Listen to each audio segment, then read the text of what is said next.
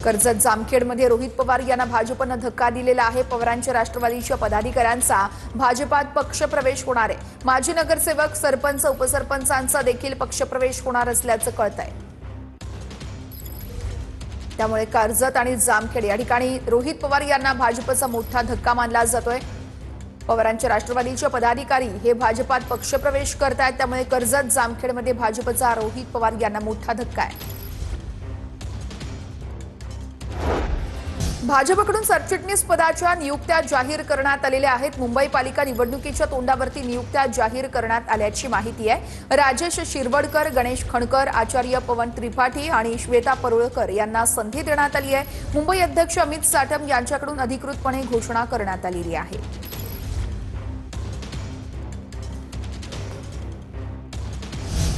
बातमी अतिशय महत्त्वाची आहे। भाजपकडून सरचिटणीस पदाच्या नियुक्त्या या जाहीर करण्यात आलेल्या आहेत। मुंबई पालिका निवडणुकीच्या पार्श्वभूमीवरती या नियुक्त्या जाहीर करण्यात आलेल्या आहेत। राजेश शिरवडकर, गणेश खणकर यांना संधी देण्यात आलेली आहे, तर आचार्य पवन त्रिपाठी आणि श्वेता परुळकर यांची देखील नियुक्ती झाल्याची माहिती मिळते आहे। मुंबई अध्यक्ष अमित साटम यांच्याकडून अधिकृत घोषणा करण्यात आली आहे।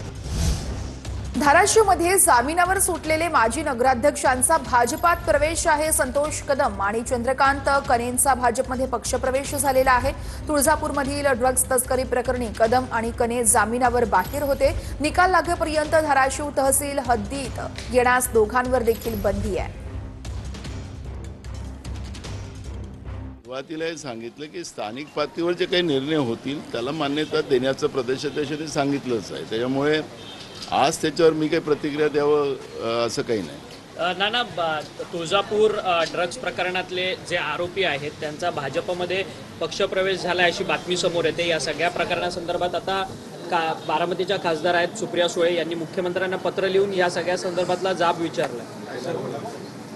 असं आहे, नाशिकमधले एक माफिया ज्याच्यावर भाजपच विधानसभेत आरोप करत होती त्याला त्यांनी मागच्या काळात घेतलं। भाजप असा एक पक्ष आहे की पार्टी विथ द डिफरन्स असं सांगून त्यांनी या लोकशाहीच्या सिस्टीममध्ये जे पक्ष निर्मित झालेत आणि ज्यांनी देशासाठी काम केलं, देशाच्या लोकांसाठी काम केलं, त्याच्यापेक्षा यांनी आता स्वतःसाठी आणि माफियांसाठी आणि यांच्या पक्षात जे आले तर त्याला वॉशिंग मशीनमधून आम्ही धुतो अशा पद्धतीचं जाहीरपणे भाजपचेच नेते आता सांगताना आपण पाहतो आहे।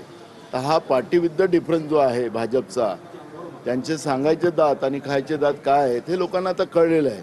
त्यामुळे कुठल्याही जिल्ह्यात ही जी माफिया वृत्ती जी आहे ही पक्षामध्ये घेऊन त्यांना सत्तेचा मार्ग द्यायचा हा जो भाजपचा प्रयत्न आहे। आणि म्हणून आता महाराष्ट्रामध्ये आपण पाहतोय की मोठ्या प्रमाणात महाराष्ट्र कुठं नेऊन ठेवला अशा पद्धतीचं लोकांचं जे मत आता पुढे येते आहे। पत्रकार सुद्धा त्या पद्धतीचं मत व्यक्त करत आहे की हे महाराष्ट्र कुठं नेऊन ठेवला आणि अशा पद्धतीची परिस्थिती आज निर्माण झाली। भाजप खालच्या पातळीवरचं राजकारण करते।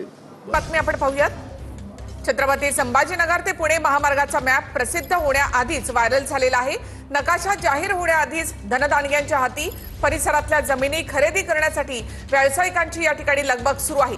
शेतकऱ्यांना शेतातून महामार्ग जातोय याची माहिती नाही। केवळ 3 विभागांकडे असलेला मॅप कोणी व्हायरल केला असा सवाल आता केला जातोय।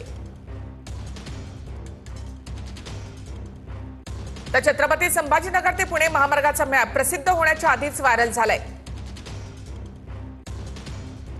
महामार्गाचा नकाशा तयार करायचा असेल तर त्यासाठी एक एजन्सी नेमली जाते आणि हा नकाशा एजन्सीकडे असतो। नकाशा तयार झाल्यानंतर तो या विभागाकडे दिला जातो। त्यामुळे नॅशनल हायवे विभागाकडे हा नकाशा जातो। MSIDC विभागाकडे देखील नकाशा जमा केला जातो। पुणे ते छत्रपती संभाजीनगर असा नवीन ग्रीनफील्ड महामार्ग बनतोय। या महामार्गाचं सध्या प्लॅनिंग सुरू आहे आणि याचा नकाशा बनवण्यात आलेला आहे। मात्र हा नकाशा प्रकाशित करण्याच्या आधीच हा नकाशा फुटलेला आहे। त्यामुळे हा महामार्ग ज्या परिसरातून जाणार आहे त्या परिसरातल्या गोरगरीब शेतकऱ्यांच्या जमिनी ज्या आहेत ते धनदांडग्या लोकांनी अत्यंत कवडीमोल भावामध्ये घेतलेले आहेत। त्यामुळे शेतकऱ्यांचं मोठं नुकसान झालेलं आहे आणि त्याचबरोबर सरकारने बनवलेला हा नकाशा फुटलाच कसा यावरून सध्या चर्चा सुरू आहे। आपण बघू शकता की मी सध्या त्या ठिकाणी थांबलेलो आहे ज्या ठिकाणावरून पुणे ते छत्रपती संभाजीनगरला जोडणारा नवीन ग्रीनफील्ड महामार्ग जो आहे तो याच ठिकाणावरून होणार आहे। कॅमेरामन अमित अडेसोबत दत्ता कानवटे, TV9 मराठी, छत्रपती संभाजीनगर।